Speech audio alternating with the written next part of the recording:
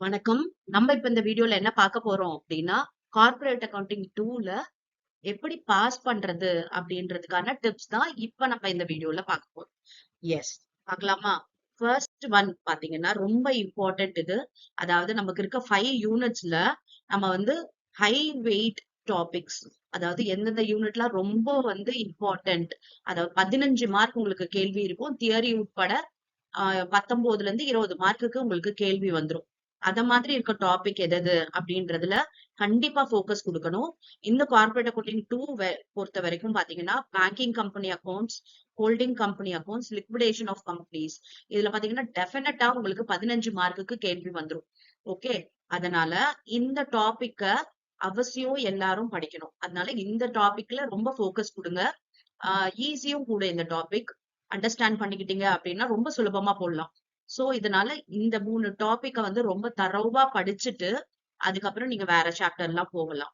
Okay. இது 3ம் படிக்கிறது மூலமா ஈஸியா நம்மளால பாஸ் பண்ணிட முடியும். ஓகே. இதுல முக்கியமானது ஒண்ணு என்னன்னா, ஃபார்மேட்ட லேர்ன் பண்ணிக்கோங்க. அதாவது பேங்கிங் கம்பெனி அக்கவுண்டா இருக்கட்டும், ஹோல்டிங் கம்பெனியா இருக்கட்டும், லிக்விடேஷனா இருக்கட்டும். இதுல உங்களுக்கு ஃபார்மேட் தெரிஞ்சுச்சு அப்படின்னா, உங்களுக்கு 50% ஆஃப் மார்க் ஈஸியா கிடைச்சிரும். ஓகே. அதாவது corporate accounting is full of format தான். அந்த ஃபார்மேட் படி தான் நம்ம ஒர்க் அவுட் பண்ணணும். அப்படி நீங்க ஃபார்மேட் தரோவா தெரிஞ்சு வச்சுக்கிட்டு, ஆன்சரே உங்களுக்கு சரியா வரல. ஓகே. நீங்க ஃபார்மேட் கரெக்ட்டா போட்டீங்க அப்படின்னா, 50% மார்க் அலோகேஷன்ல உங்களுக்கு கிடைச்சிரும். அதாவது 10 மார்க் கேள்வின்னா, நீங்க கரெக்ட்டா ஃபார்மேட் போட்டா 5 மார்க் மினிமம் கிடைச்சிரும். அது மாரி 5 மார்க் கேள்வியில 3 மார்க் மினிமம் கிடைச்சிரும். இது மாதிரி நீங்க ஃபார்மேட்ட ஸ்டிக் பண்ணி போட்டீங்க அப்படின்னா, உங்களுக்கு கரெக்ட்டா 50% ஆஃப் மார்க்ஸ் உங்களுக்கு வந்துரும். அடுத்து பாத்தீங்கன்னா, ப்ரீவியஸ் இயர் கொஸ்டின் பேப்பர கண்டிப்பா பிராக்டிஸ் பண்ணுங்க.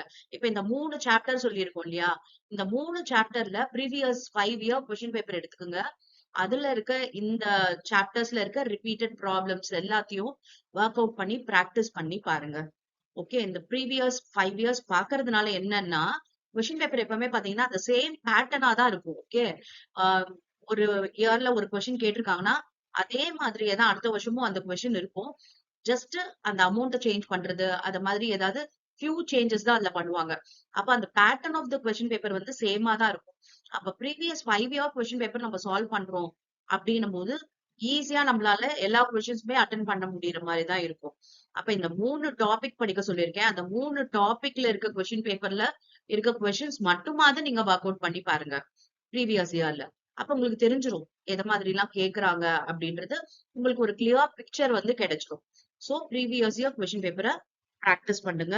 அண்ட் அட் லாஸ்ட் பாத்தீங்கன்னா, அட்டெம்ப்ட் ஆல் த கொஸ்டின். இது நான் எப்பொழுதுமே எல்லாருக்கும் சொல்றது என்ன அப்படின்னா, எந்த கொஸ்டினும் ஸ்கிப் பண்ணாதீங்க. 2 மார்க்ஸ் 10 எழுதணும் அப்படின்னா 10 எழுதுங்க. 5 மார்க் 5 எழுதணும்னா 5ம் எழுதுங்க. அண்ட் 10 மார்க் 3 எழுதணும்னா 3ம் எழுதணும்.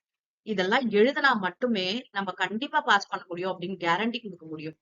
ஓகே. ஏதாவது விட்டிருந்தீங்க அப்படின்னா கூட, உங்களுக்கு வேல்யூ பண்றவங்களுக்கு ஒரு 3 மார்க், 4 மார்க் போட்டு உங்கள பாஸ் பண்ணலாம்னு நெனச்சா கூட, நீங்க கொஸ்டின் அட்டெண்ட் பண்ணல அப்படின்னா, அவங்களுக்கு போடுறதுக்கு இடம் இருக்காது.